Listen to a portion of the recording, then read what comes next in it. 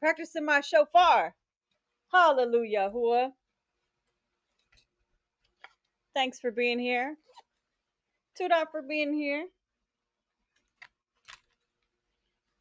All right. Got some Yadid Mashpaka here. Some beloved family. All right. So, something that came to my attention that we haven't really done yet would be to go over the chart itself, the Abry chart, and get a little bit more clarity. And I wanted to show you guys something else I discovered. All right, first let's go over, let's do a direct comparison of the chart that's available. If you need this chart, let me show you where to get it. Both of these charts. Here we go.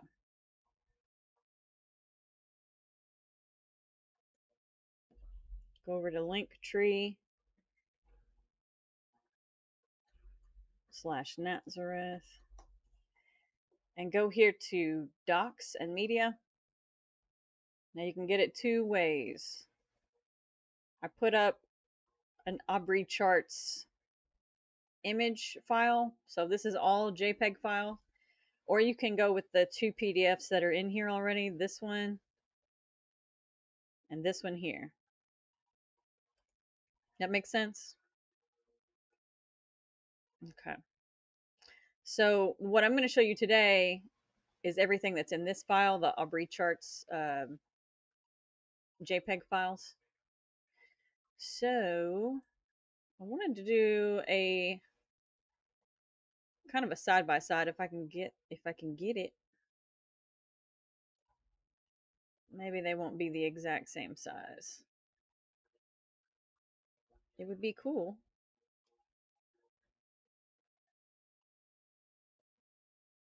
Okay, well, that's kind of close. For not having two monitors, I guess that ain't bad. Okay. So, really quickly, the the Aleph would be your first character, your first glyph. ALAPH is the way it's pronounced. ALAPH represents the bull or the ox head. Now I'm going to be switching back to the left and then to the right. Okay. Just so you can get a follow along. You'll notice here that the Paleo Hebrew does look like an ox head. Cut to, or I'm sorry, the pictorial. And then you cut to the Paleo and it's like a shortened version. And honestly, I don't know, unless you're seeing a side profile of this modern Hebrew glyph, I don't really see the ox head other than a profile view. But that's what that is here. So the ancient meaning would be chief, leader, strong, strength, leader, ox. Okay. Let's see. I guess I can put these right. I sure love computers. Okay. So the next letter would be bait, the next glyph.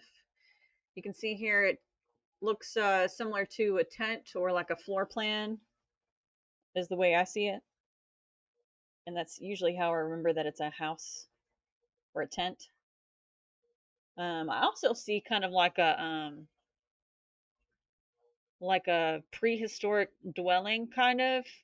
I don't know if that's what this is in this case, but for me personally, I see it as a like a dwelling in the ground with a hole up at the top. I don't know. That's some I don't know if that's true necessarily, but that's just what I see here. Um this symbol here, the paleo version, does look a little bit more like a tent in my personal opinion. And then here in the modern glyph, I could see where you could get a house out of that because it's got a roof, it's got a floor, it's got a wall. I could see that. Just trying to give you guys some other ways to kind of relate these to yourselves, and it'll hopefully help you remember a little bit better, especially when it comes to the modern. I'll show you something I figured out with that. Okay, so bait represents father's house, temple, tent, floor plan. This will always be the B sound, as in boy in English. That's spelled BAYT, bait. Not a V, not a V like a vine, but a B like boy. So again, this is the tent, house. It also means in or inside the floor plan. So the next glyph we have here is going to be Gamel. You might see it written with a GI. It's actually a GAMMAL. The way I remember this one is if you look at the original, I don't know why I keep wanting to say paleo. It's not paleo. The ancient. We'll just say ancient because I'm not, for whatever reason, I'm not seeing it. Oh, the original. Okay. It is called original Hebrew. So in the original Hebrew, you'll see it here. Kind of looks like a club, kind of like the like whenever you were a child and you drew stick figures and you put um, socks and shoes on your stick figures. It kind of looks like that, like a boot. The way I remember it is that a camel's foot is awfully chunky like that. I mean, it's got to be to hold all that weight. I can't necessarily relate it to this pictorial symbol necessarily, but this modern symbol, I can still kind of see like a heel, like I'm sort of seeing a heel here, a sole, the toe area, the leg. I can kind of see that. But anyway, Gamel represents the camel foot in the ancient picture. It's also just representative of a foot in general. This would be to lift, to walk, strength, ability. Also, gather. It can also mean a camel specifically, to carry, and pride.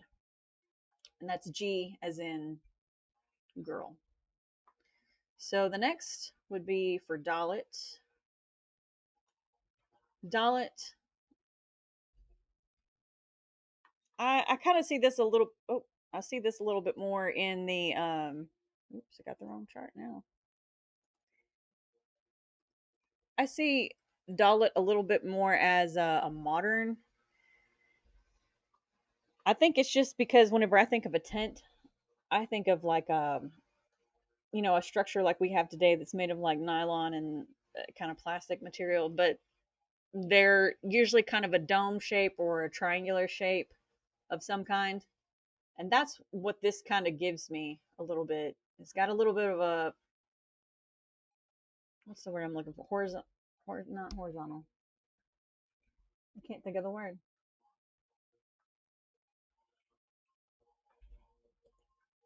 I don't know why I can't think of the word. Anyway, it's not straight up and down. It's got this cattywampus is what we call it in the South. I don't know what y'all call it. But it's got this kind of like, from the bottom left corner up to the top right corner kind of feel. So for Dalit, DALAT, tent door is what that represents. It also represents a door in general, a gate, movement, moving, low, hanging down. And it also represents pathway. And next we have, let me get it down here. Hey, it's HAY. What I really find interesting about this particular letter, I don't know, this stick figure has always looked like it's saying, hey, like, hey, over here. You know, like if you saw somebody stranded in the desert, they'd probably have their arms waving up like this, you know, hey, I'm over here. That's that's how I see hey. Um, in the pictorial, looks quite a bit different. You may recognize this from the creator's name. That's probably where this is most familiar to you. We have talked about it before. There's a few of these modern symbols that look almost identical, but this one you can identify because it has a break here at the top. That's one of the easier ways to identify from the three. So, Hey represents a man with raised arms, which we kind of talked about. It means look, lo, behold, this, as in to bring attention to. Reveal, it also represents man, mankind, existence, and life. It can also represent a window as far as looking through the window specifically. It can also, tied to that, it can also be in revelation, revealing, a breath, a sigh. So this would be hey, as in hat. So take a good look at it there. All right, next one we got is going to be a little bit confusing if you have already tried to learn some Hebrew the wrong way, the Jew way. So what's going to look different about this is that we actually don't have V. V is not an original letter. This would actually be pronounced as a U sound or a double O sound. So that's spelled UAU instead of VAV. This would be UAU. So I think of it as kind of like a wow sound. Um, and if you have any tips on remembering this one, you should probably let me know. I haven't. I've only been able to identify this one by process of elimination usually, and I don't know why that is. The only thing that kind of gives it away for me is in the modern Hebrew. So, you know, it kind of looks like a Y in the original, then it looks, you know, sort of morphed in the paleo. But in the modern, this gives it away for me as a tent peg. It's also listed as an ancient picture of a tent peg. So, you know, whenever you're staking your dwelling in the ground so that it doesn't move, that kind of tent peg. It can also be nail, add, as in to add on, secure, hook. It has this and quality, and or add quality. This would be to join things together, essentially. So it's got and, with, and add, all kind of in one. So the next letter would be, oh, here we go. Zain. There we go. Zain right here. Zain. Make this a little bit bigger. So this one's going to be for some of you who have done a little bit of farming or know a little bit about agriculture. This might be a little bit easier for you to understand. But essentially, this is a symbol of a plow. This would be the plow's edge. And if you see it from this side view on the ancient, the original, they both in the pictorial and the ancient, they do kind of have this plow sort of profile quality. Not so much to me in the modern, but in the paleo. So this would be registered as the plow's edge, to cut, shake, to make ready, to overturn. Also associated with food, nourish, weapon, and to cut off. Looks like we got one more down here.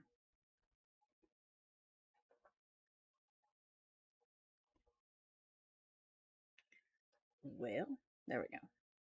Okay, so chat is the last. CHAT has this CH, sort of a double, a two in one, a twofer. And chat's pretty easy for me because there's just not a lot of structures or anything in real life that looks this way unless you're thinking of a wall or like a load bearing structure, right? So this sort of looks like a wall. That kind of looks more like a window, but I could see where you could think that that's, a single section of wall. And this would be the modern interpretation, which I did point out earlier the difference between hay and chet would be that hay has a break, chet does not. So, like I said, this one represents the wall. It can be a tent wall, can be some kind of construction wall. It also represents end, obstruction, and outside. Um, Commonly associated with divide, to half, or to partition.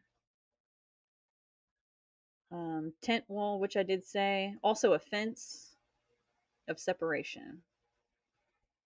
Okay.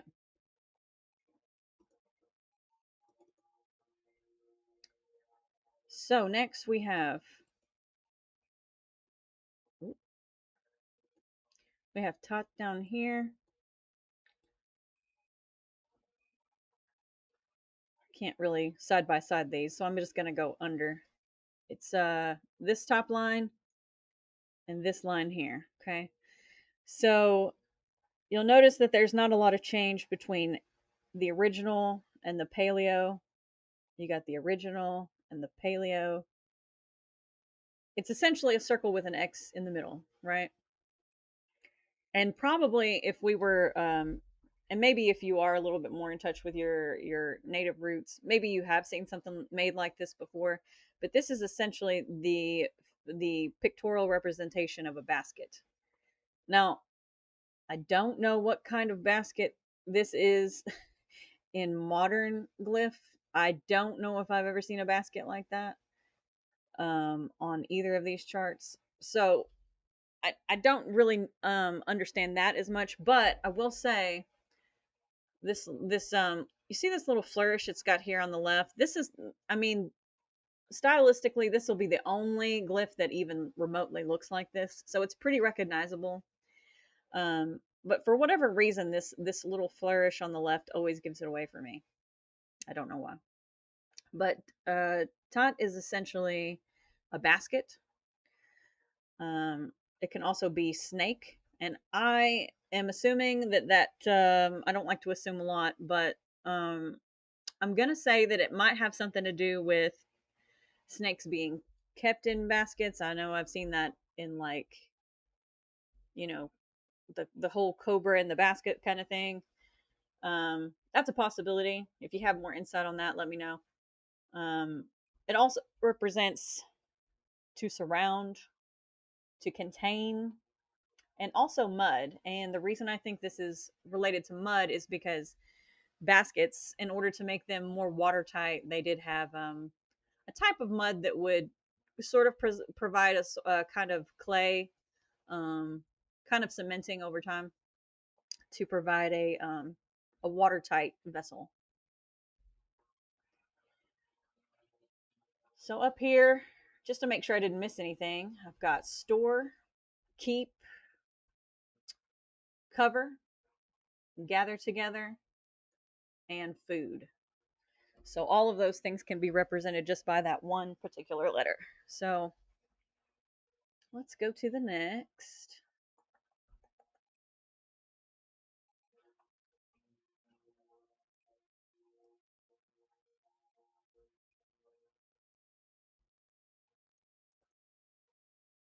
Just trying to make these a little bit easier to read. Okay. So the next one is going to be here. This line, Yod. That's YAD. This is going to be one of your most easily identifiable letters because it is, in comparison, pretty small. You will also recognize this from the creator's name. So here's what it looks like in the original. Pretty easy to call it a yod because it looks like a Y on its side. The further it goes along, a little bit less obvious. This one looks more like an apostrophe to the modern Hebrew that's a little bit more stylized. And you'll notice from the original, this looks pretty much exactly like what it is. It's a hand and an arm. Sometimes it's specifically listed as a closed hand, but it's definitely an arm and a hand for sure. So this would be associated with work, worship, to throw, a deed, to do, make. Again, we said hand and arm, to help. And this would also be power and authority.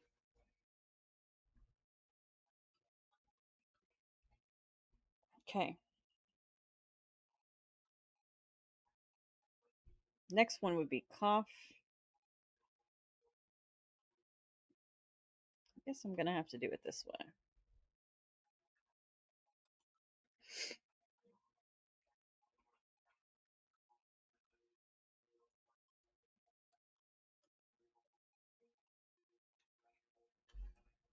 Oh, you can see I don't use computers much. I'm usually on my phone. Okay. So cough would be this next one here. Um, this one is sort of easy to remember in the paleo because, or in the original, because it kind of looks like exactly what it is. It's a palm of a hand. So if you're looking at your hand from your point of view and you've got your fingers turned up just a little, this is the palm of your hand. Okay. Not so much does it look that way in pictorial or necessarily in the modern, but this is cough. And cough represents, like I said, the palm of the hand, the hand. It also represents the sole of the foot, which, if I'm not mistaken, I do believe that the sole of your foot and your hand, well, I think that the sole of the foot is connected to the rest of your body via nerves. So I find that interesting that sole of your foot and the palm of your hand are kind of one and the same as far as glyph is concerned. That's just a side note. This can also be for crush, to grip, to grasp, to subjugate, and to cover.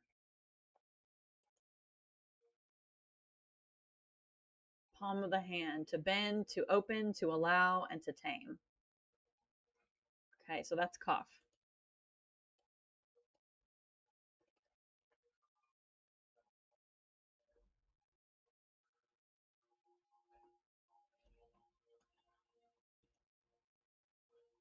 So next we've got lamed.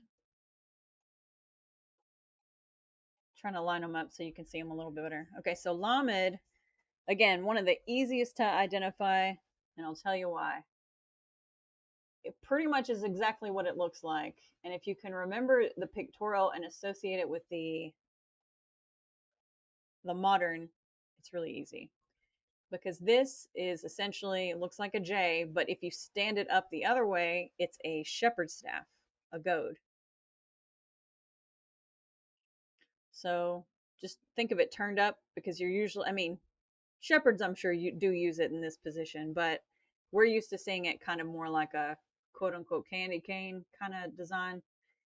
Um, so I still see that even here. This will be one of the longest letters, one of the longest glyphs, or tallest glyphs rather, that you will use if you use a Hebrew keyboard.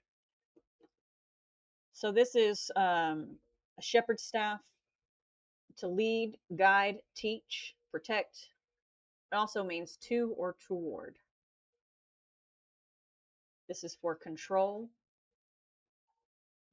Also associated with yoke and to bind.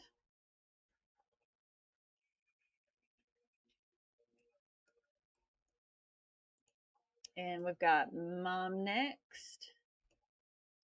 Some of these you will have noticed that they do have two letters represented here in the modern. I haven't fully figured out why, other than that some are used more at the beginning of words and some of them are used like in the middle or the end of the word.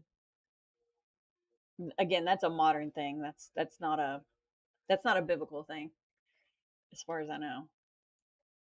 So, what's really easy to remember about MAM, is that it actually does look exactly like what it is, waves, right? Doesn't really matter in which way you look at it. You can kind of even see it here just in the beginning, the top portion of this sort of has a little up, down, a little sawtooth wave going on. But mom represents water, waters, sea, to drink, tumultuousness, upheaval, uh, chaos is also a word that's associated with this, to lift up.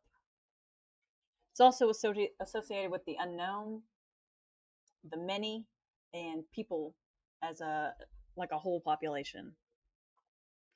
Chaos, mighty, and blood. So that's all for mom. All right. I did it again.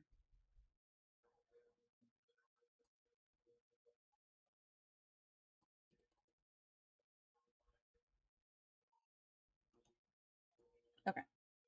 So next is noon. Pretty easy to see here in the original why that is. I've got to go this way. So NUN represents the serpent, and I think you can kind of see why. It also represents the seed. You're not going to see that as much as far as evidentiary in the pictorial or the modern, but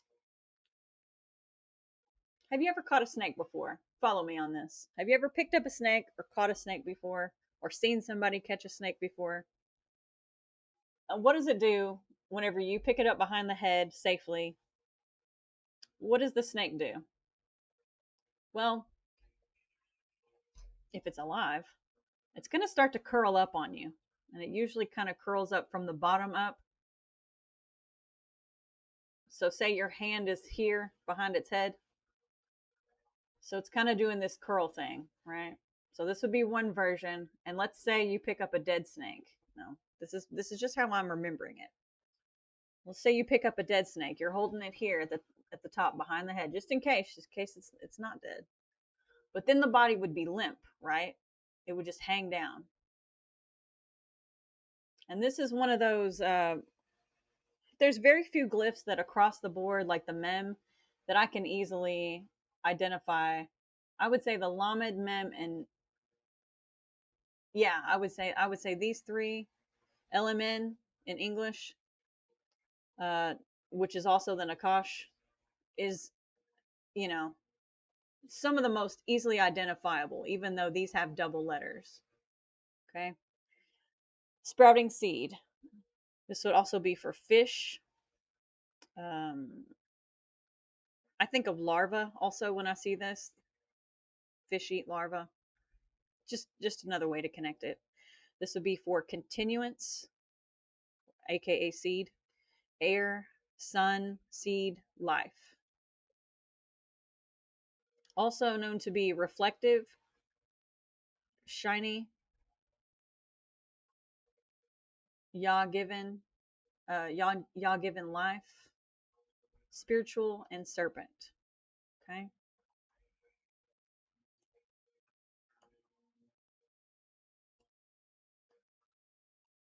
Samach, Samach.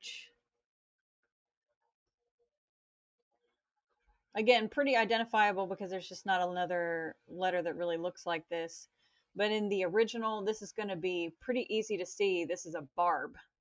If you've ever gotten a thorn or a barb on you, like stuck in you, that's pretty much it. That's the mechanics of a barb right there. This, not so much. But again, since it is so different from other modern glyphs, it is going to be a little bit easier for you to notice. This will be a thorn. This is also representative of a hand on top of a staff, which I can kind of see more here. I can see like a hand on top of a staff, like fingers wrapped around on top. Support, prop, grab, hate, protect, establish, hold, prevent, and turn.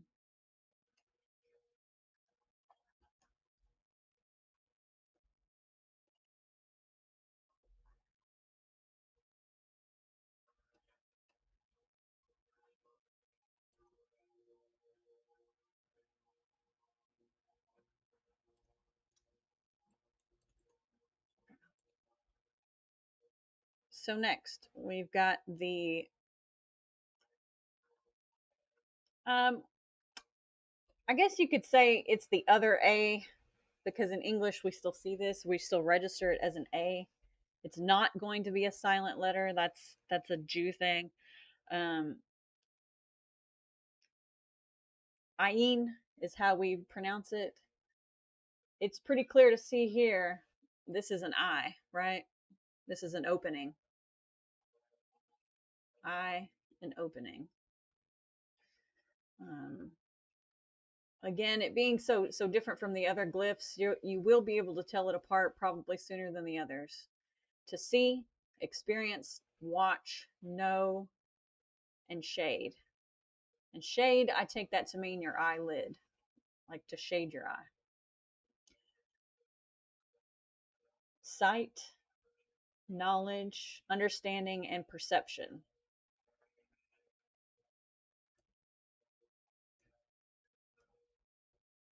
And then we have another opening, a different opening. This would be for pay, Pay, or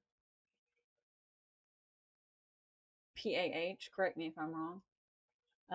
In the JOO community, they will often pronounce this as a F sound, but this is definitely a P for sure, because when you enunciate with your mouth, it's a it's a very exact it's something that can really only be articulated with your mouth. So you've got this opening that does look like a mouth. This looks like, you could see lips over the top of this. Over here in this, you've got two different versions. I don't see this one that I'm circling here. I don't see this one as often. I more typically see these two, but this is going to be pretty easy for you to identify because they both look like either an upside down G or backwards G, um, upside down backwards, and then a backwards P. So you're going to get that one. This one is to blow, to scatter, the edge, mouth, word, and speak.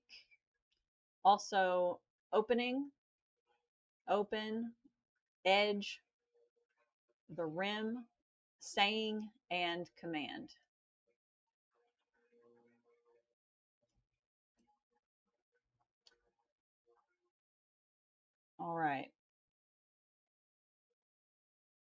This one you might confuse a little bit with the ayin letter, but with time you're definitely gonna see it. The only this glyph on the right is the only one that you're gonna be maybe associating with this one. See how they kind of look like a Y? This one, the Sade, actually just has an extra tail. The Ayin is really short. So for Zayd, it is essentially a man laying on his side. So you sort of get the same imagery you did with the seed, only this is a little bit more warped. This looks like a developed something. So you've got the man's head, and little squiggle would be his body, his spine, kind of curled up there. Um, don't see it here personally, and I don't see it here. I just had to commit it to memory personally. But if you do have any tips, let me know. So this would be the letter TS. This would be a 2-for-1. What I call a twofer.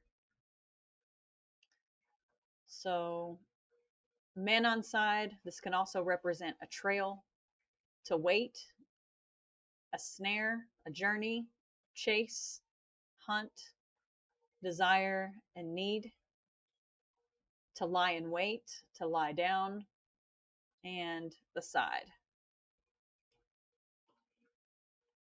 Oh, you're going to like this next one. Especially if you're really new to this. This one's going to be easy for you because there's not, I wouldn't say there's a ton of Q beginning words. But this does look like a Q. It's just a different alternate version of a Q than what we're used to seeing. Not so much on the modern. In fact, it kind of looks more like a P than anything else we've seen. So PQRST, if that helps you. Not sure if you've grown up on English, that might be helpful to you. But what really is memorable about this is that it is the sun on the horizon. This is Arab, and this is Bakar. This is the morning, and this is the evening. Right here. The sun on the horizon. Also represents circuit, sun, the day, aka Yom, align, encompass, and gather. Behind, as in the sun behind the landscape.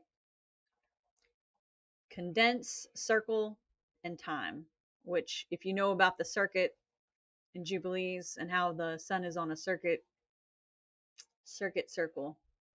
Yep, all that. Then we've got Rosh down here. Rosh is pretty easily identifiable as a head, a profile of a head. Maybe I could kind of see where you could get that in the pictorial. But what really makes this identifiable is, for me as a native English speaker, is that it looks like what it is all the way through. Maybe not in exact form all the way through, but this does look like an R, albeit a backwards R, backwards lowercase r. So Rosh is the head of man, the top person, the first, the beginning, the chief, the man. Pretty easy on Rosh. Now this one's a fun one, and you will have seen this in the creator's name, for example.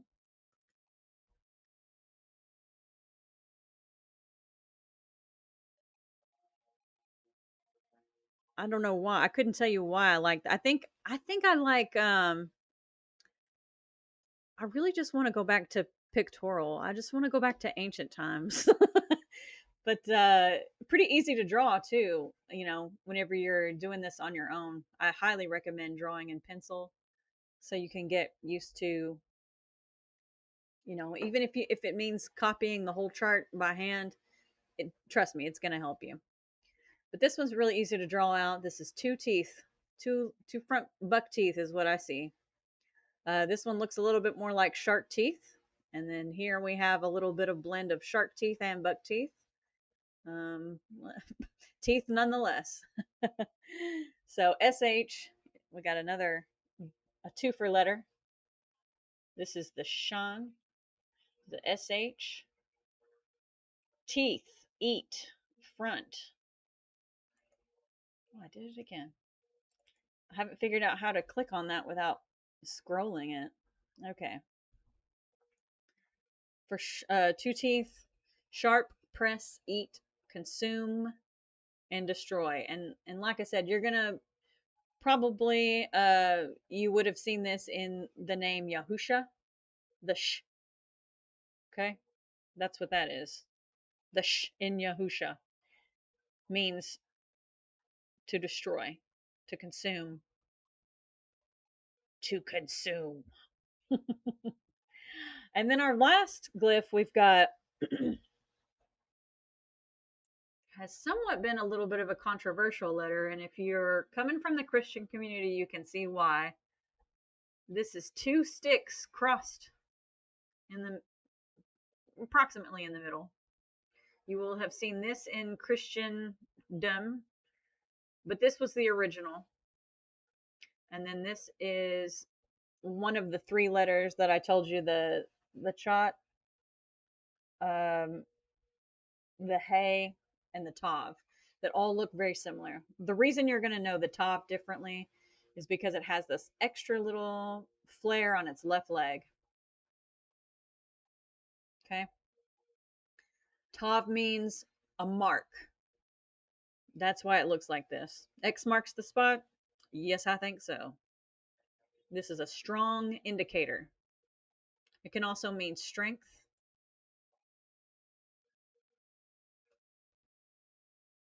Covenant, which we don't use that word. We like to say promise or agreement.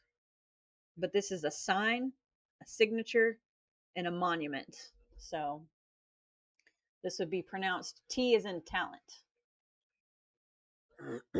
All right, with some of those basics out of the way, again, feel free to go and check those out. Again, I've got those saved in a JPEG file. Right here, the Abry charts. Go to the link tree, linktr.ee/natzareth docs and media, and it's going to take you here. Get your Abry charts in JPEG form, or you can get them in PDF here. And I know I just passed it, but it's in here.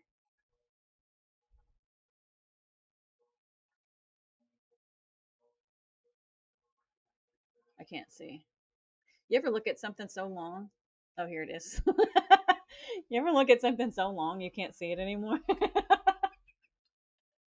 That's me right now. Okay. So, where was I? That was the basics. Okay. Anybody have questions so far? I know I've missed some of the chat. And to answer your question, that is a p, not a f. A p. We got a hard p, a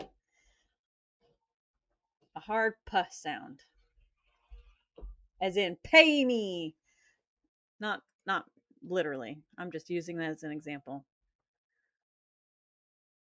Example in a sentence: pay me what you owe me, like that, like pay, pay. So let me show you what I found the other day, you guys. Remember I showed you this Lexilogos keyboard, right? Lexilogos, lexilogos.com/keyboard/Hebrew.htm. You can also Google this to get there. But essentially, this is what I wanted to show you. It went totally over my head last time.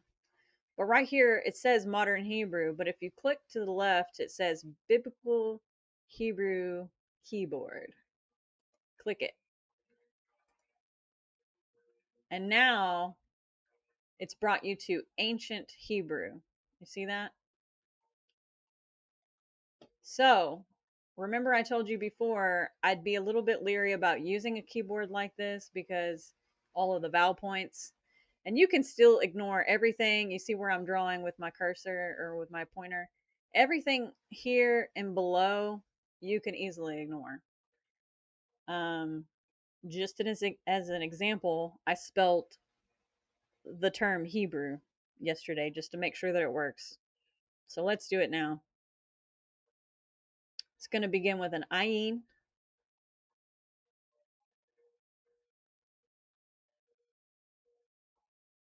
Oops.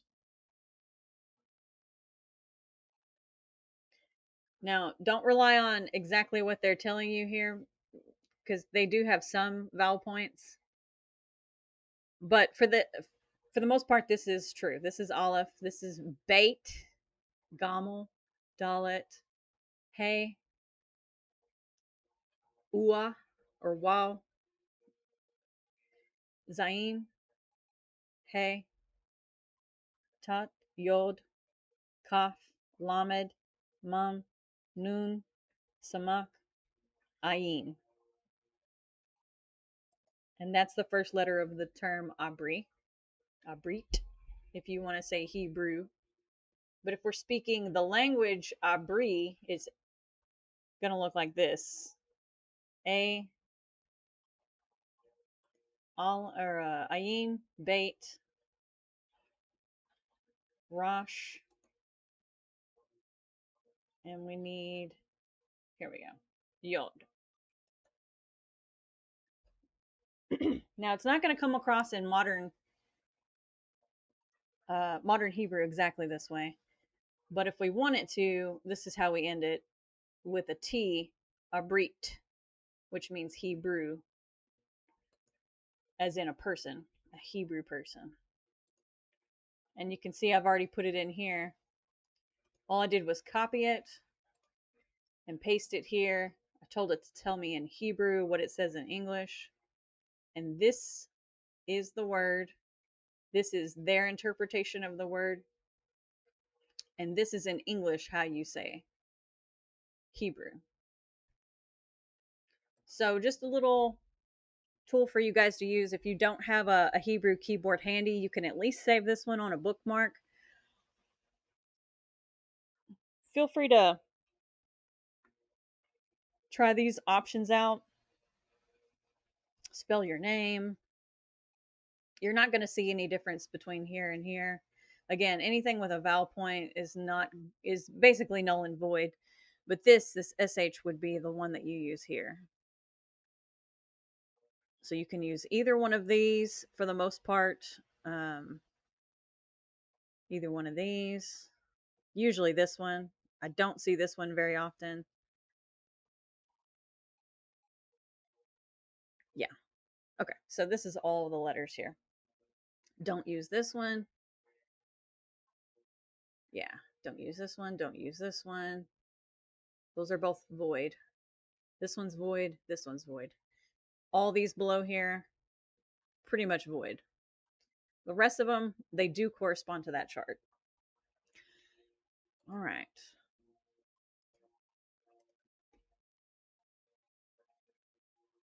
Now I want to show you guys.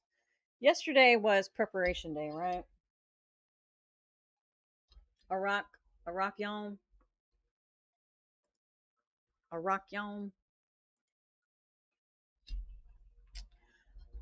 Arak is reference number 6186, which means to arrange, to set in order, to prepare, to compare, and value. This would be the verb form. So I just wanted to show you guys, just gonna, all I'm really gonna do is scroll through here and show you guys a few different versions of the same word, just so you are familiar. Feel free to take notes, feel free to rewind, watch again. Don't forget to share and like, of course, as well. All right, so 6186, ARAK. This is, let me blow this up a little. ARK. If you need me to show you, I can. But this is Ayin, Rosh, Kaf. Okay. Now watch these.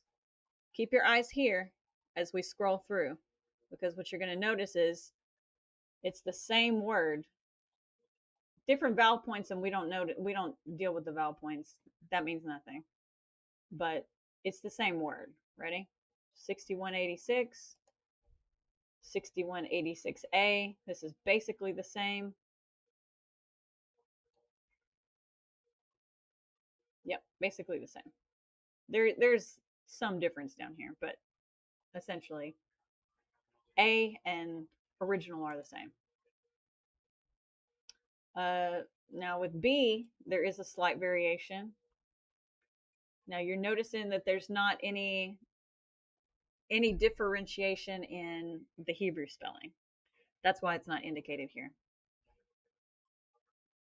And you will also notice that they pronounce this Eric, the JOOS.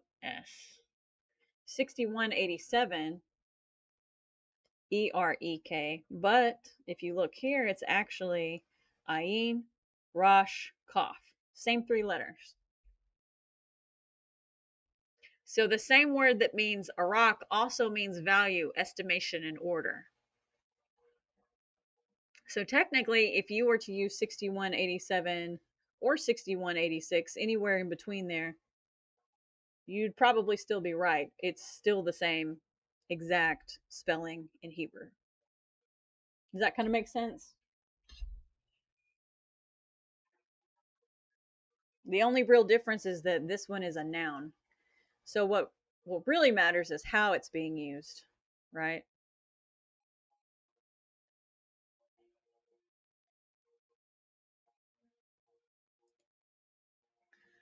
I had bookmarked this last time and I hadn't really done a lot of looking through here, but I did this week.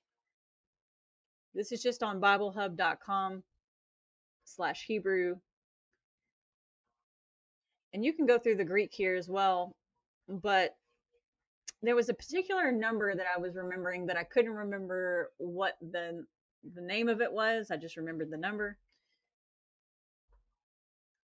So you can always go through here this way. Let's do the same number. Let's go through 6,699. And this is going to give you a full list of everything in the 6,000. So let's go where we were, 6186. 6186. Arak, Arak, Arak. Oh, I'm sorry. It'll be right here. Iraq and Iraq. 86 and 87. Same word.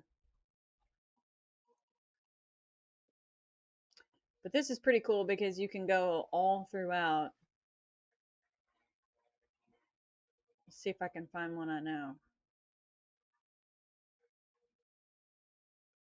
Sometimes it's a little difficult to find it because they're using it in the Yiddish way. But here's one I do know, 6672. Or it could be this one, 6671. Let's see. 6671, Zahar, to glisten, to shine, to be bright. It's a verb. And the other,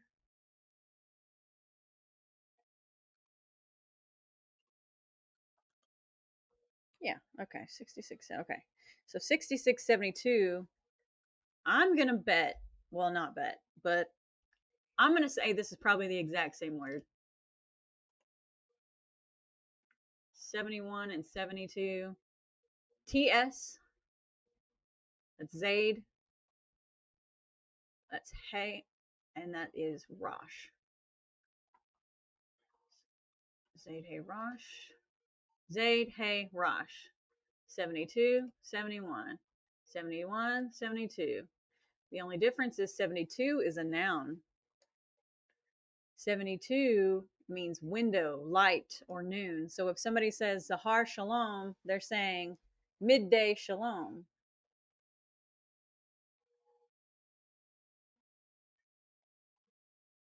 If I had to guess, the reason this is associated with window would be that the light comes through the window the most at this time. That's my personal interpretation. And then to glisten, to shine, to be bright. It's a verb. Same word. It just depends on how you use it. And that was an impromptu. So that was just an example I wanted to show you. Pretty cool because these are in alphabetical order, or I should say alphabetical order, according to Hebrew. So as you can see, it's Ayin, and then it eventually ends up with the Pei, and then Zaid. So this is going in order for sure. Okay. Any questions so far? Do we need to stop and have anybody catch up?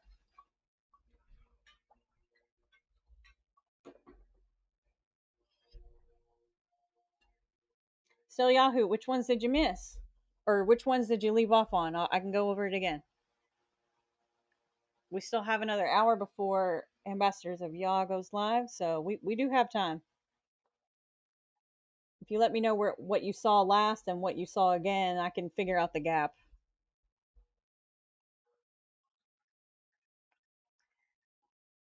Thank you to my mods, by the way.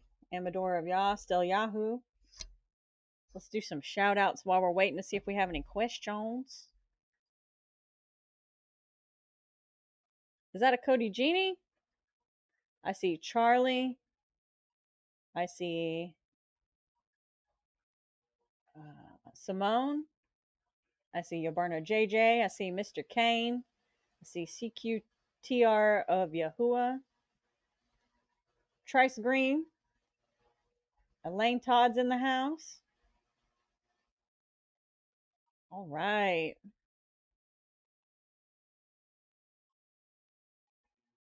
Shabbat Shalom, Mishpaka. Fanny Smith, Evelyn Brown.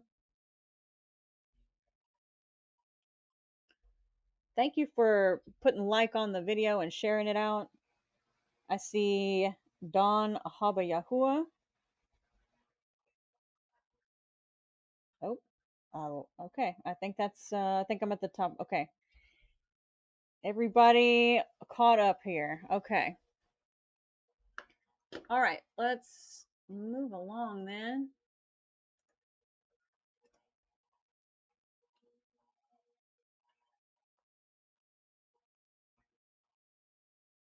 Do y'all want to do? Oh, I know. Let's do this one next.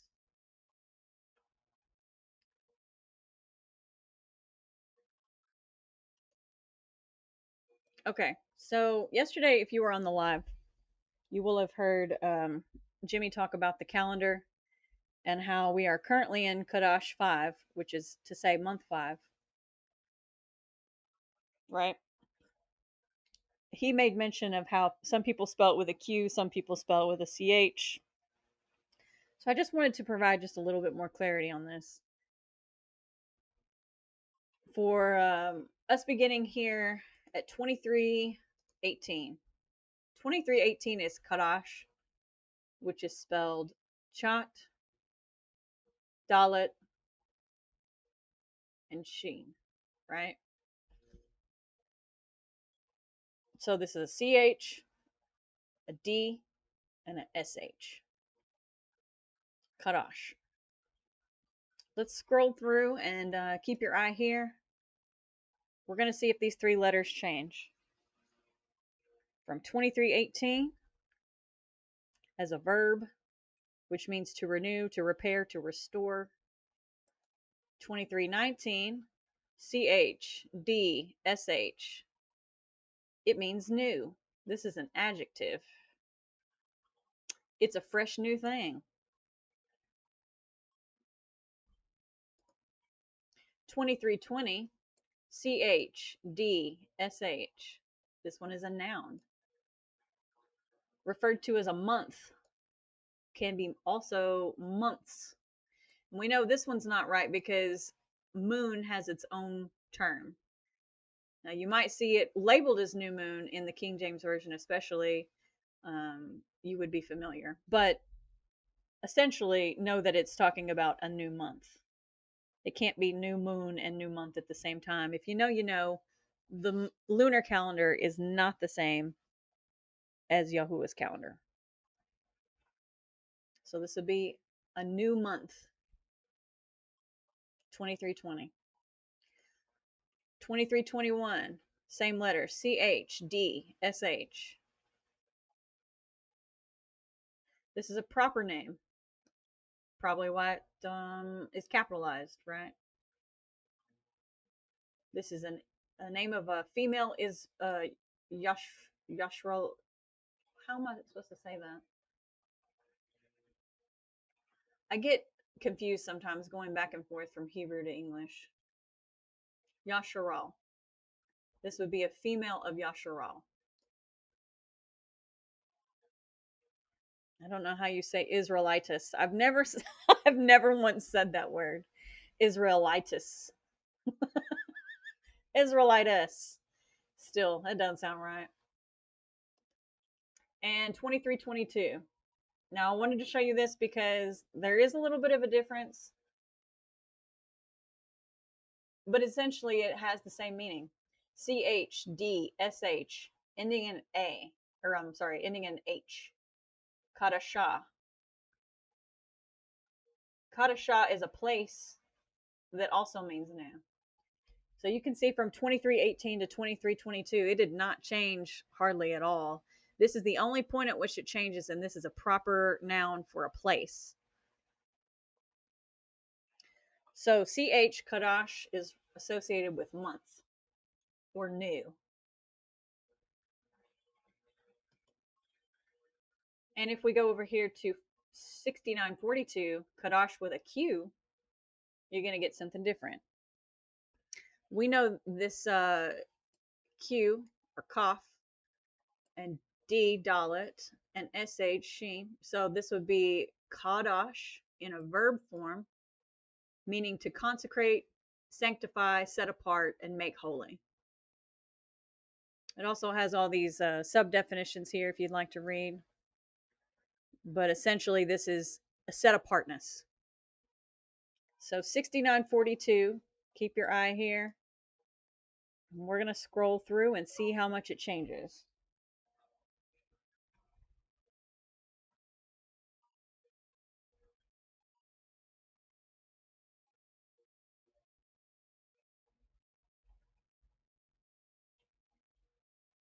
Okay.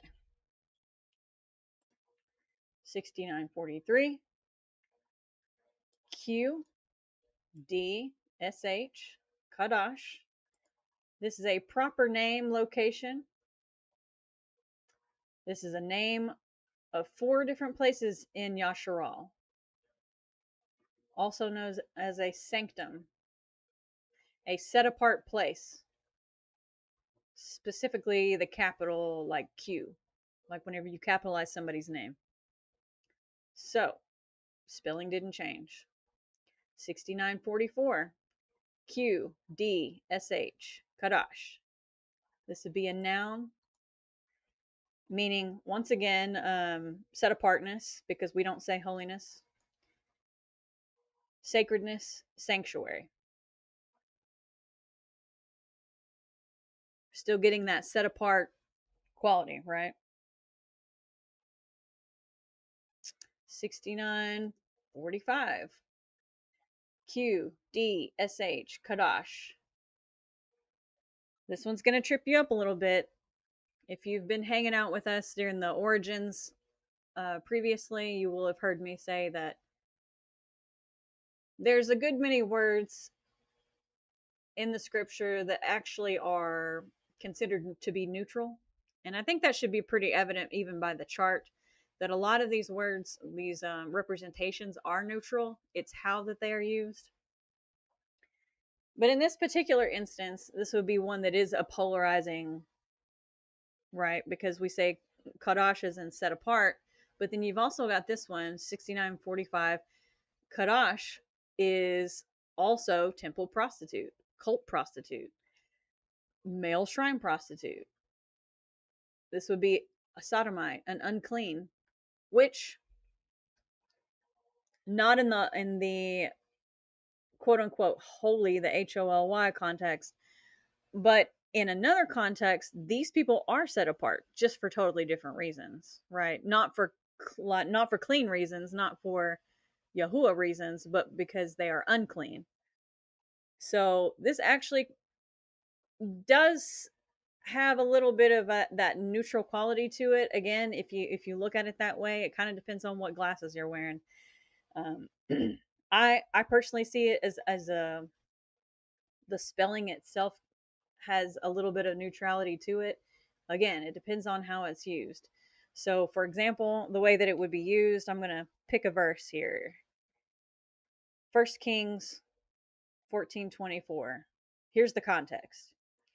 There were also male cult prostitutes in the land. Yeah, so they were set apart. They're not doing the things that other people are doing. They're just not set apart by Yahuwah. They are set apart because they are unclean. So that's 6945. Let's go 6946. This one is capitalized. Same spelling. QDSH. Kadash. Proper name and location. Outside of Israel, because we talked about Kadash being a place in Israel or Yasharal, this is a place in the desert. Kadash. A sanctuary in the desert. A set apart place in the desert, you know? So same word, same spelling. 6946. It's all about the context. Now I wanted to show you this one because there is going to be some difference. You still see the QDSH, but this is a proper name location. I wanted to show you this because let's see. So a wilderness of wandering, a place in the desert. So I do kind of wonder if this is connected to that word that we just saw before, but essentially it does contain the same word. Barnea, if you need to know, bar, field, which I believe we talked about that last week, Yavarna. I think we did. And then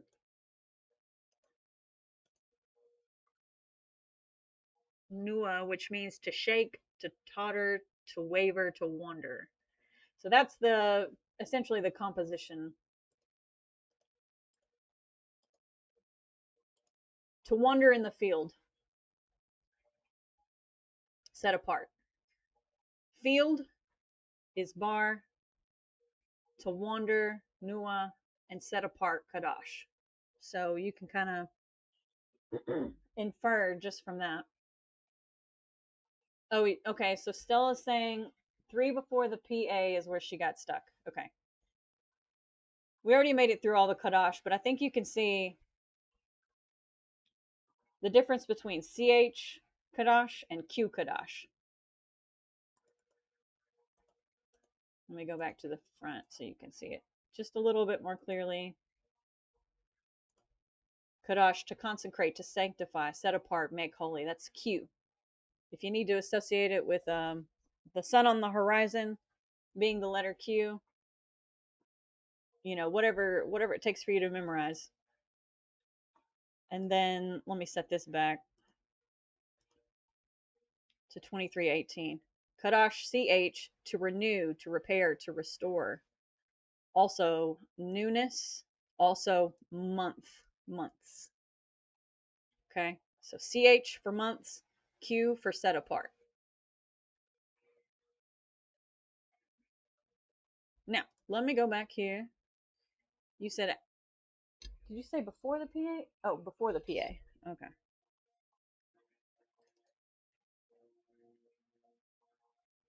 So you missed Ayin. I'm already here, so let's do that one. So you missed Ayin, and you missed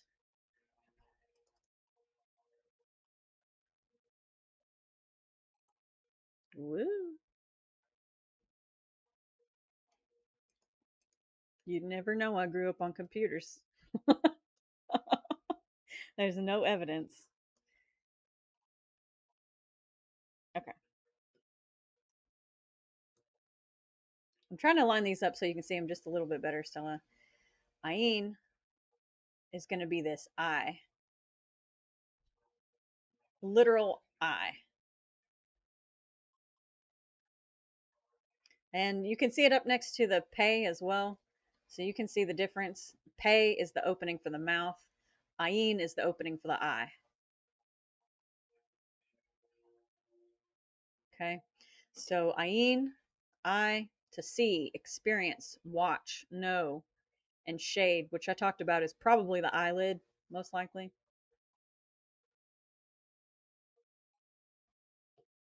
These are going to be probably letters you might confuse on the Hebrew keyboard. The ayin looks like this, like a Y, and the zayd has an extra tail with its Y. So that's just a little differentiating there. All right, you said you also missed this one. I think, yeah.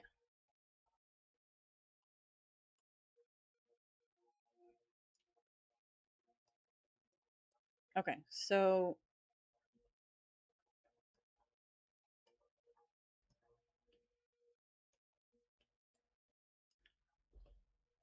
samak is the barb.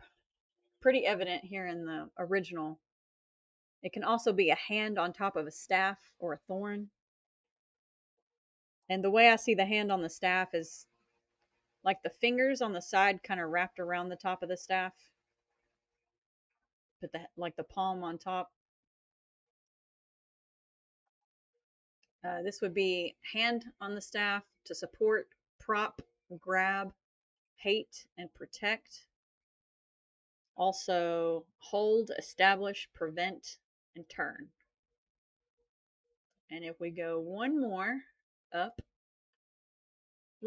from there for Steliahu, this will be known, and it's pretty easy to identify in that it looks like what it is. It's a serpent or a seed. And if you were, I don't think you were here, obviously, but when I was explaining earlier how to remember this, because you have two glyphs to remember in modern English. If you've ever seen a snake picked up before, either by yourself or another person, you know you have to pick it up by the head very safely. And this to me looks like a live on the right. This looks like a live snake. If you were to pick it up right here behind the head, we see where that kind of flares up a little. Pick it up right here, and that snake is going to curl on you. And it's going to start by lifting up its tail first. It's going to start to curl from the bottom up. And it's probably going to try to wrap around you, but this is what it looks like in like position 1 of trying to get free, right? But if you pick up a dead snake or one that's just playing dead right here behind the head, it's going to go limp. It's just going to hang down. And again, this is indicative of serpent, of sprouting seed, of seed. This would also be fish. I also kind of associate this a little bit with larva, because that's the beginning of life. Continue, air, sun, spiritual serpent, um, reflective, shiny, which some serpents can be, and Yah given life. Okay. Did we hit all of them that we need to that we need to go back on? Let me know if y'all have questions.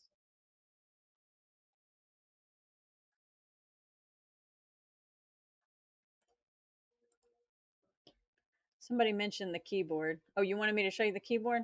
Okay, I'll do that. Let's just search Hebrew keyboard. Now I'm searching on the Brave browser, so it's going to be connected to Google in some way. But this is the first or the second of the populated sources. Click on Lexi logos, and you're going to see here in the top right Latin keyboard, biblical, Hebrew keyboard, and modern. So you're on modern right now. Click on biblical Hebrew. This is going to simplify it. It's not going to make it the easiest. You're still going to have to, put some effort into it. But ancient Hebrew is what you're on now. Go ahead and bookmark it for yourself, especially if you don't have access to a Hebrew keyboard on your phone or wherever you use, however you use your electronics. Let's spell something while we're here. What should we spell? I think I spelled my name last time. We spelled Abry or Abrit. What else can we spell? Ah, okay. Let's spell Yod. Hey. Anybody else know where I'm going with this?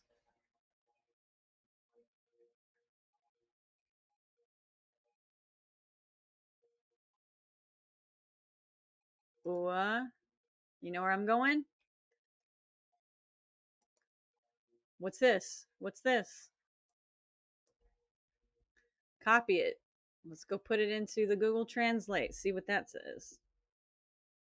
I'm curious to know if Google even knows what I'm talking about. I've got it on Hebrew here. I'm going to Control V so it's pasted. And it's going to give you the Yiddish version. And this might be a little closer Yahuah right here because we don't say V's. This is a UA sound. All right. Now, let's go ahead and try. Let's try another one.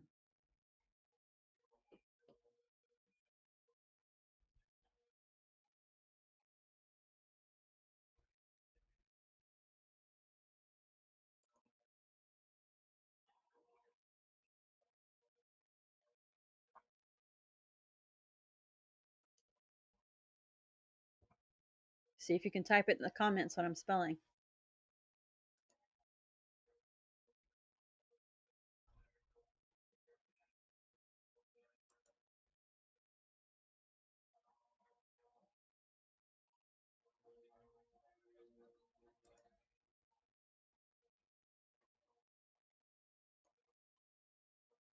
Now this might be a little iffy because I've noticed it put this vowel point in here, and this is not. This is more of an alternative, I will say, to having a keyboard, a Hebrew keyboard on your phone. This would be just an alternative to that. I definitely recommend the Hebrew keyboard. It's a little bit more accurate than this. So I'm going to paste it in here. Very good. I see Manyberry got it. Great to see you. All right. Now you can see they kind of butcher it here. But they have the correct, in some ways, they have it correct because this is a non contracted form. YAH, UAH. Oh, wait. YAH, Yahoo, SH is what they're missing because of the vowel point. So it was the vowel point that messed it up. Well, I bet if we could.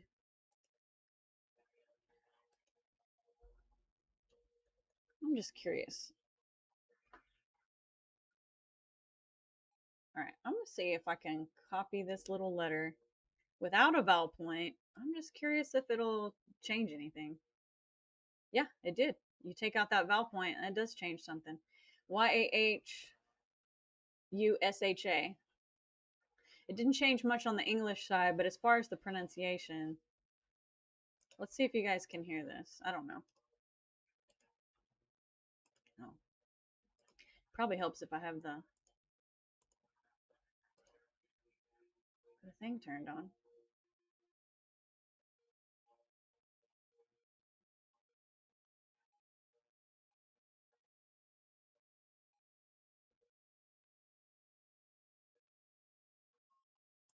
Sometimes I can't get sound out of here, but if we don't get sound this time, we'll just move on. But yeah, okay. Anyway, you get the point.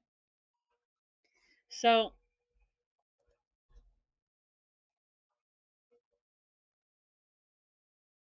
yes, for those of you who said Yahusha, yes, this is how you spell it. And to be clear, that'd be the Yah Hey Ua Shim Ayin. Okay, that's how I did that.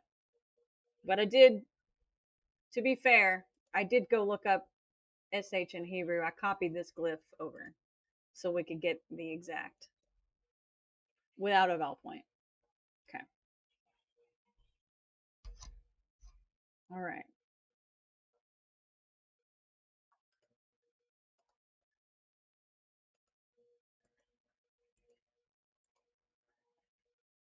So many windows. Okay. Let's see. There was one other thing. I wanted to look up who we call Elijah. 452 and Elisha.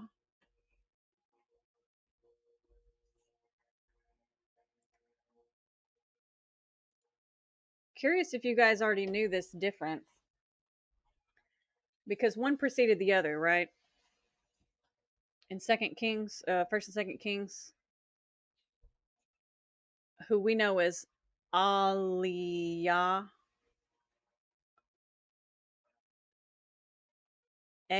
Alyh is Aly, yeah, Alayah. It's not an Elijah. It's an A, Aleph. So I don't know what made me think of this last night, but there was, I mean, just from what we looked up earlier, that this would be part of the creator's name, right? YAH, Yod, and Hey. It's YAH. So this is to say, let's see. Okay, so this would be to say all, as in Alua, as in Alahym,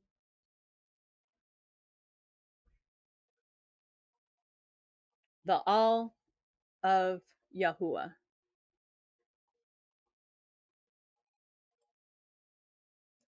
the name of the famous prophet and two other Israelites. Okay.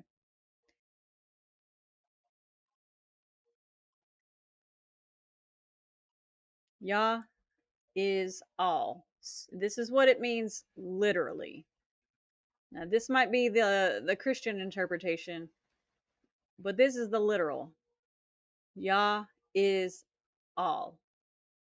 Al, all. The difference, so you got Aleph, Lamed, Yod, Hey, Elisha, Aleph, Lamed, Yod, Shin, Ayin. So this Aliyah has the creator's name. Elisha has the savior, the Shua element, the Shah, salvation. Elisha means all is salvation. So that's the difference between Elisha and Elijah. And this is me talking in English.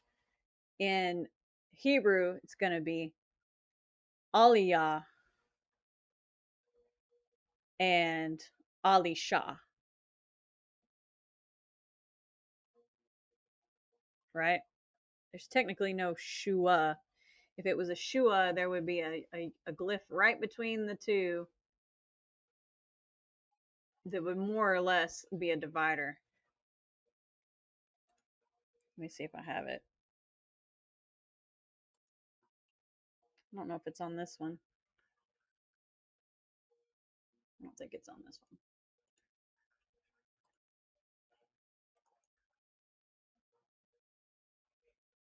So this would be the divider I'm talking about. If it was SHUA, Shua, this would be the glyph that would be between the Sheen and the Ayin. But nonetheless, it does still mean salvation, all of salvation.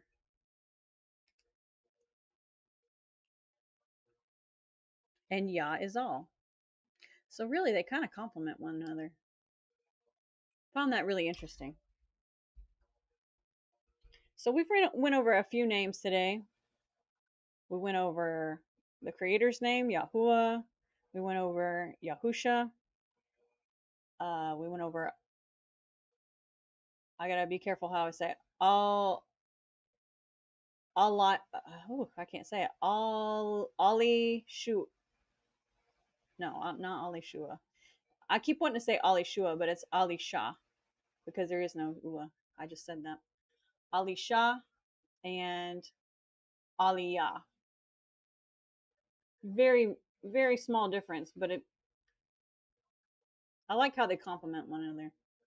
So there is one other thing I wanted to show you guys today.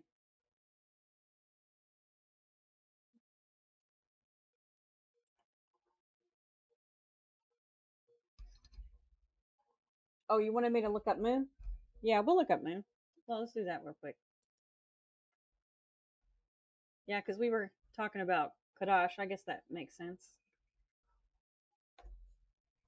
Okay, so moon, Yarak, YRCH, Yarach, moon. And if you wanted to do a direct comparison, I think I still have it. Oh, I got rid of it.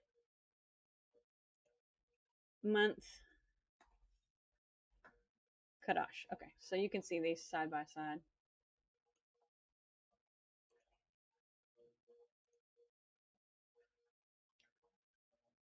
Check out those spellings.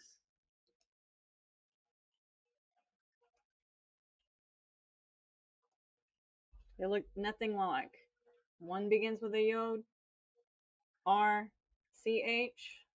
reference number 3394, which lets you know they ain't even in the same family. Not even in alphabetical order. And then 2320 is B for month or months. Not this. Don't even think that. It ain't that. Because it's CHDSH. If it was moon, it'd be this word, right? Now they're both nouns. So we're comparing apples to apples, so to speak, you know. Does that help? Does that help you guys? Yeah, the spelling in Hebrew is gonna be where you start from, and that's gonna change everything about how you perceive what you're reading.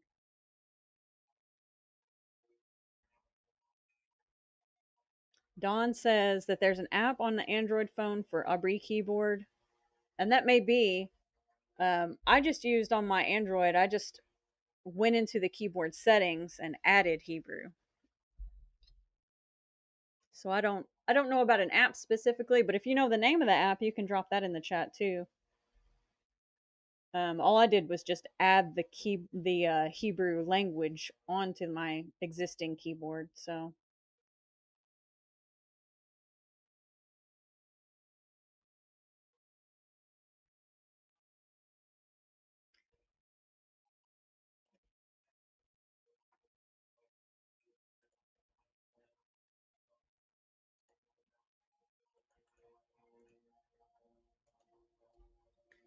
452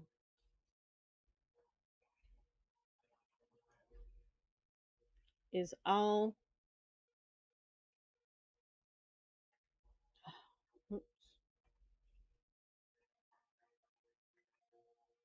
When you're saying Elijah, In English, this is what you're saying. Aliyah. Because the only letters you're really filling in here, maybe an A here, but definitely an A here. Aliyah or Aliyah. Either way, technically not Elijah. You know what I'm saying?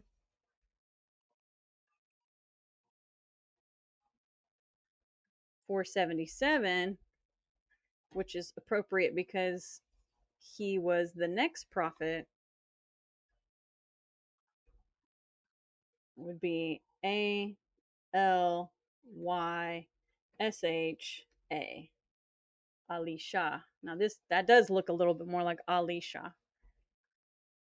In fact, I don't see a lot of places that an added vowel is necessary. That's pretty much as is, Alisha.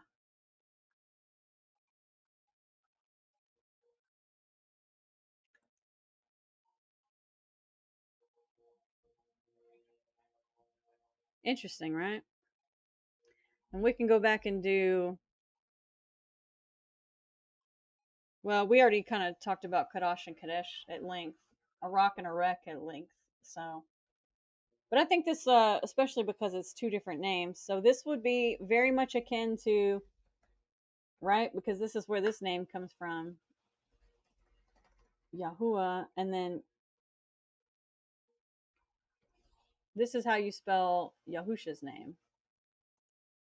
So you can see the similarities. Yahuwah,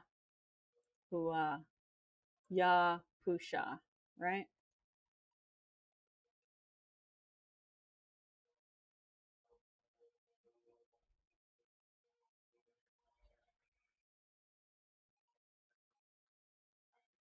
Yeah, I'm kind of with you on that. I do prefer the pictograph, the paleo, just because I'm kind of a visual person. I'm a very picturey type person. And to me that's, I mean, there's not a lot more straightforward than, hey, that's an eye, hey, this is a mouth, hey, this is a dude on his side. This is the sun at sunset or sunrise. This is a guy's head. You know, like this, to me, that's buck teeth. This is a thorn. That's the water. That's a seed, clearly. you know? Um, if I had it my way, I would definitely be going all paleo, picto, ancient for sure. It's straightforward, and you don't have to worry about all those extra whatever tiddly vowel point things.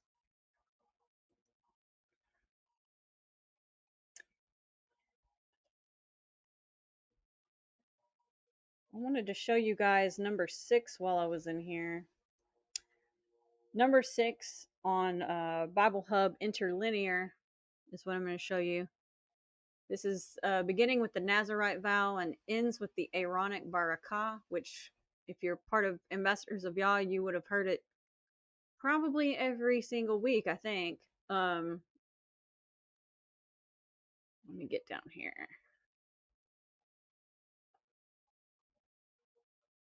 This Nazarite vow section is pretty long. And then you come to the Aaronic Barakah at verse 22. And this is the part that we read all the time, right? Uh, Moses or Masha saying, "Speak to Aaron and his sons, saying, This is the way you shall bless the sons of Yasharal. Say to them, Bless you, Yahuwah," which is to say, Yahuwah bless you and keep you.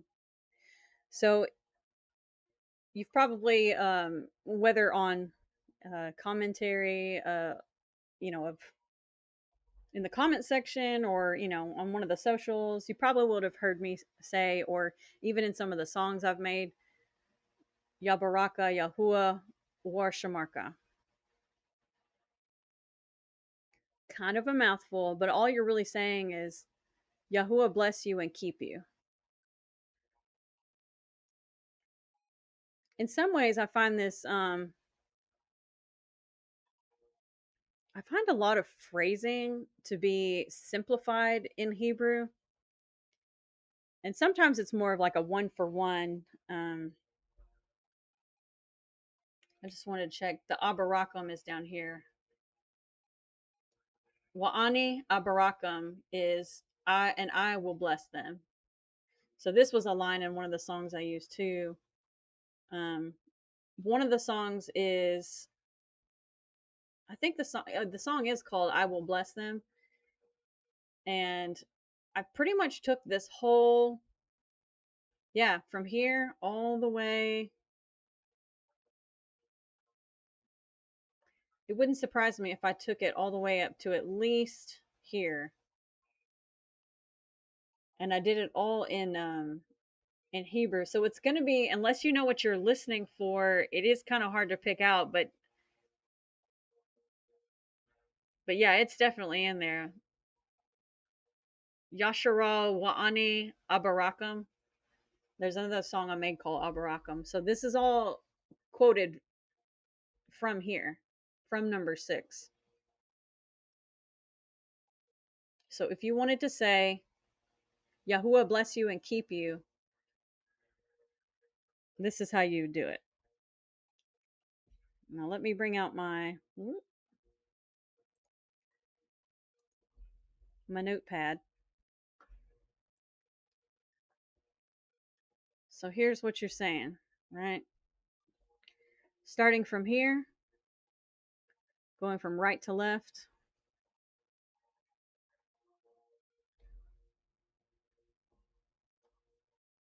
Yabar.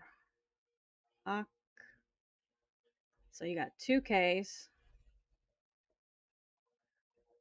Yod, Bet, Rosh, and 2 Ks. And we know Yahuwah is YHUH. And then, and keep you, YAHUAH right here going from right to left. This would be a YSHMRK.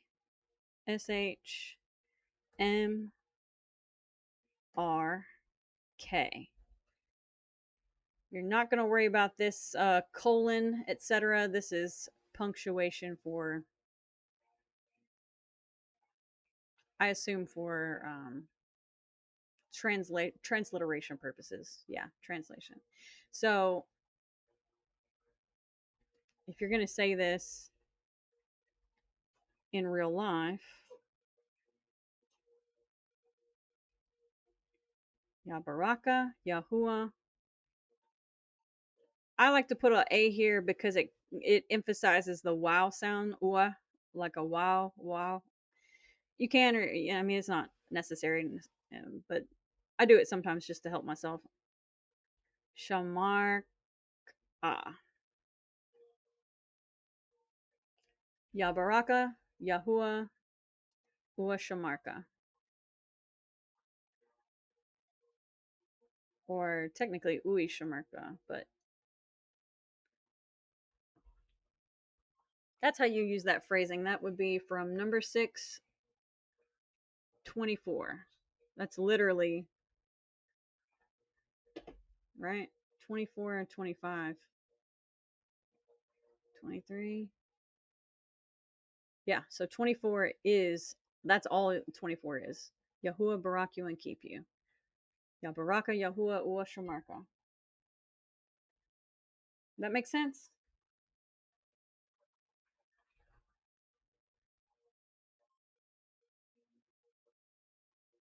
Let me know if you guys have any questions. I don't want to leave anybody confused. Um and if there's something we just don't get to today, be sure to leave it in the comments, and that way we can address it for the next time. Please go ahead and like and share the live so others may learn as well. We don't harbor information. We don't hoard up information here. I'm learning. You guys are learning. It only behooves us to share what we learn with one another. So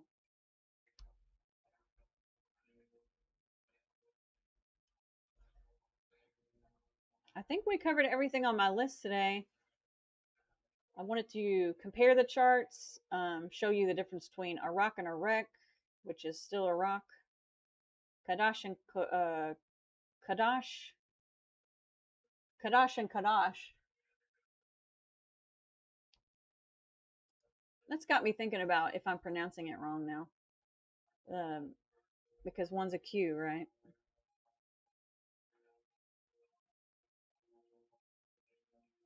This would be a soft CH.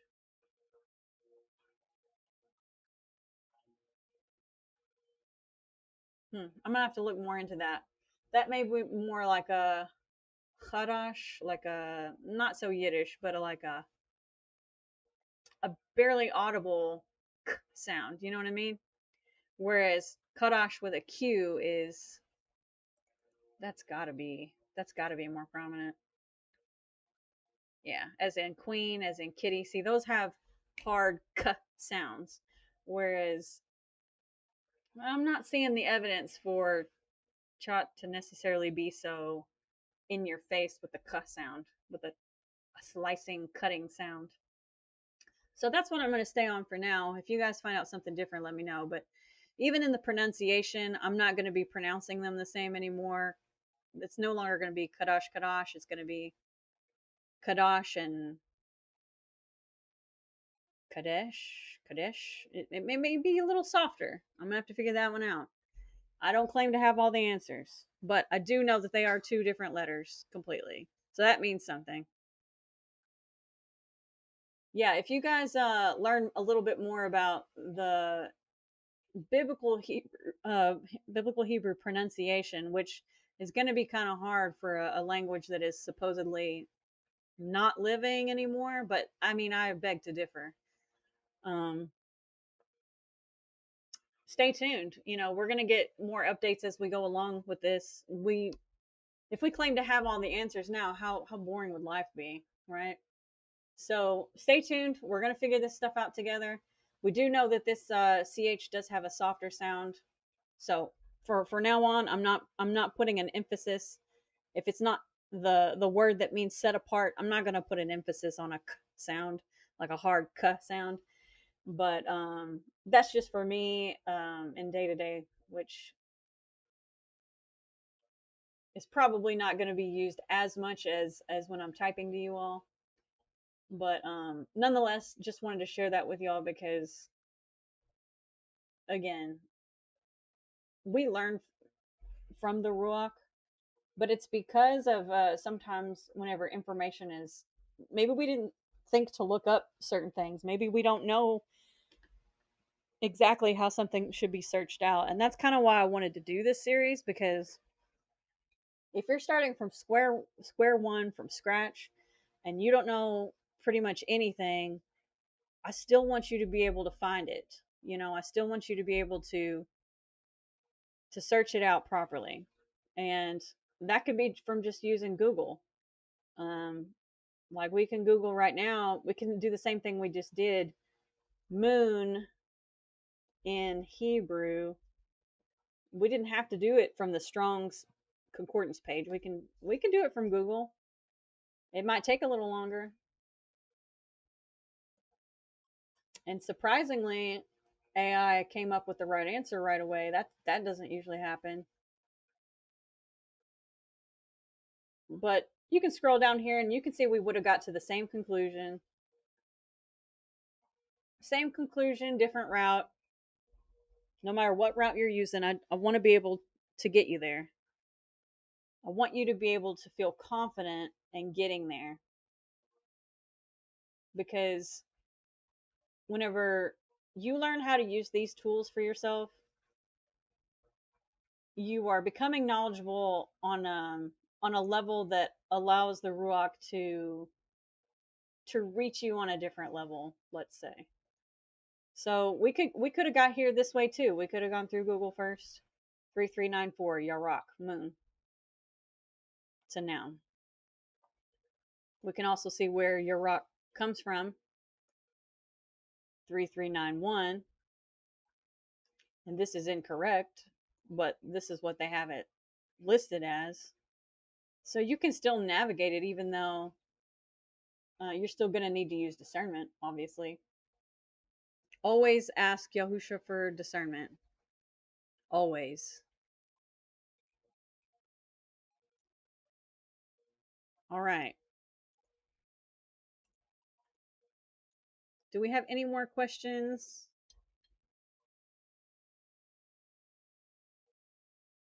Again, if we didn't get to your question today, definitely leave it in the comments. Send me an email. We will be sure to clear it up for you, because the last thing we want is confusion. I guess I got rid of that page. Okay, let me start it here. Linktree.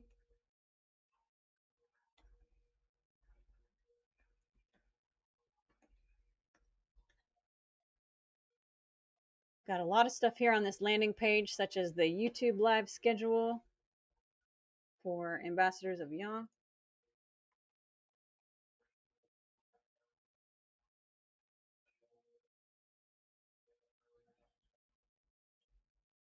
If you want to get those charts, go on over to Docs and Media. You've got Abry charts here in the JPEG form. You've got a chart here in PDF. And another one here. Excuse me. I need some water.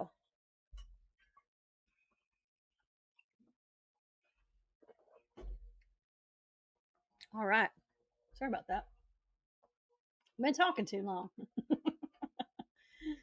don't know why. Um, okay, so here's the other chart. There's a chart and a chart here. All of them are here in this image file as well. I found that it was easier to navigate the image files, as you saw today. Do whatever works for you. What have we got coming up?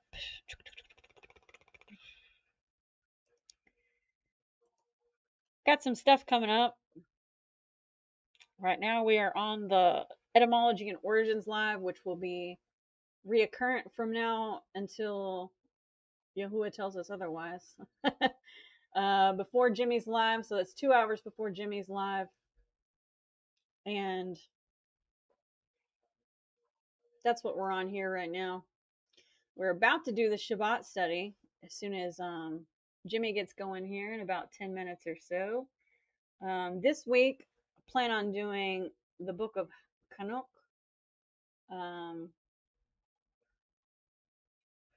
also known as Enoch. Right before this, we just did a whole live stream that was just straight out of Xtianity Music. If you want, you can check that out. Just a total mix of, like, there's a total of 104 songs, but today we just did a mix of about an hour and 43 minutes worth, 44 minutes worth. On Pagan Day Sunday, we are doing Come Out of Her, My People. This will be the last part that we hit on this coming week. Part 5 will be the last part. If you want to check out CJ Coster's book, you can do that. You can also go ahead and catch up with the playlist itself. Come Out of Her, My People. We've got the original that we took it from, the Living Witness, and then we also took it out from there. We've got part 4, part 5 in there. So we went over all of it in each of these sections. What else? The Straight Out of Xtianity playlist is here.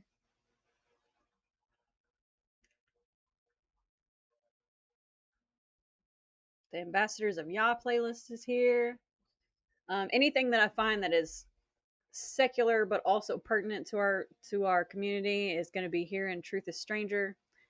Anything that's a little bit more Yasharal related is going to be here in Holy Days. We've also got the Natsarim FM, which is an assortment of all set apart music, all Kadash music. We've got all Shabbat studies here. And pretty much every live, including all the music lives, are here in this live folder. Anything that's related to Plain Terra, aka Flat Earth, is going to be here.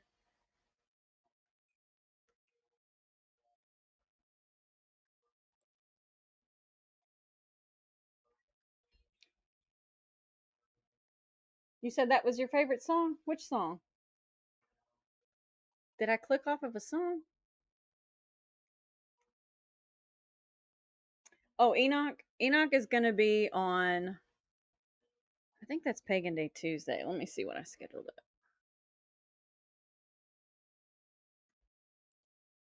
I'm a visual learner. Okay, Pagan Day Wednesday. Approximately 3 or 4 p.m. I haven't decided which on Central Standard Time. So that'll be 1 o'clock Pacific. Yeah, at the earliest. But if you turn on your notification, if you subscribe and go to all notifications on, you should be getting notifications. If not, message me. I'll let you know when it is.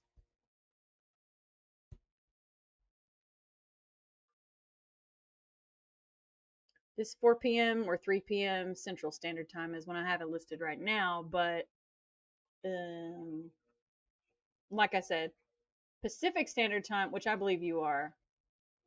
Queen, aren't you West Coast? Okay. Yeah.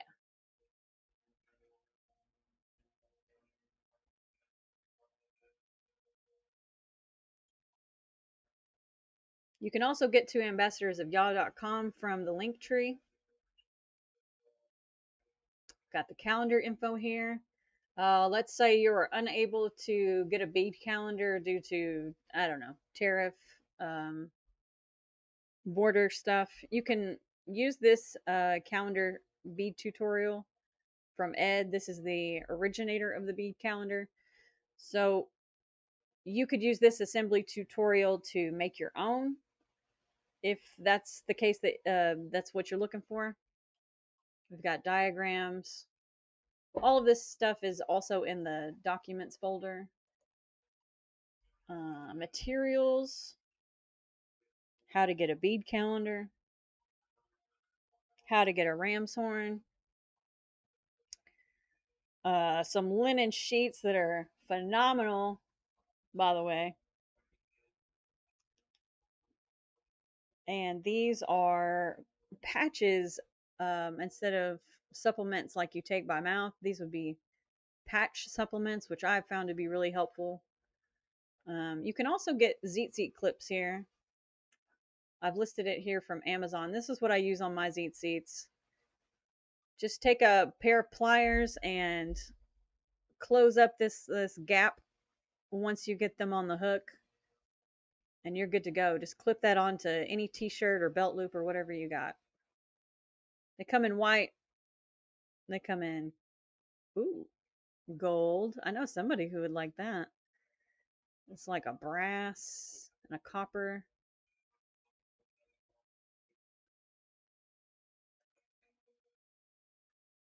There's all kinds of stuff here in the Kadash Labash area. Get your decals. There's a flag. I've just ordered some flags this week. This is a 3x5, 3 foot by 5 foot. Let me know if you want one of those. Let's see. Lots of resources in here, including the Come Out of Her, My People. Behold a Pale Horse, which we talked about a week or so ago. Um, the complete 100 book Apocryphas here. We've also got that in PDF form on the documents folder. This is a great one to have too. The Dead Sea Scrolls. Also, this is a great one to have if you have a lot of dreams. The Divinity Code. It's this one is a little bit more Christian, but if you can overlook that, there's actually a lot of really good information here, especially like I say, if you're a dreamer, this is gonna, even if you think you know what they mean, this is still gonna open up a lot of information for you. So I definitely recommend that. This is eSword, which is essentially the concordance but in a software format. So whereas I was looking everything up online on Bible Hub, this would just be a software, eSword. If you're looking for the scriptures in languages besides English, this is going to be a game changer. You could actually change this to whatever language your native language might be, and it's got all of the quote unquote canon books from Bereshit, Genesis, all the way to Revelation. This is called Magala, or Ha-Magala, as it's also known, but that's magala.com.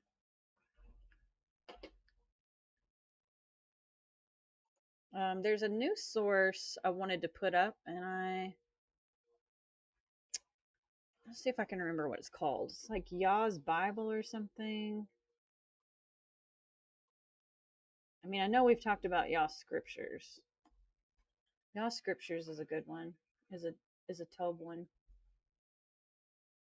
It's not super easy to navigate in chapter form, but that's an option.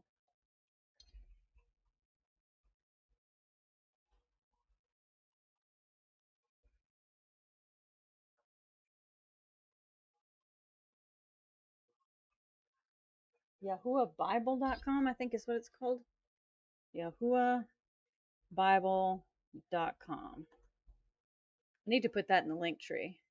Okay. So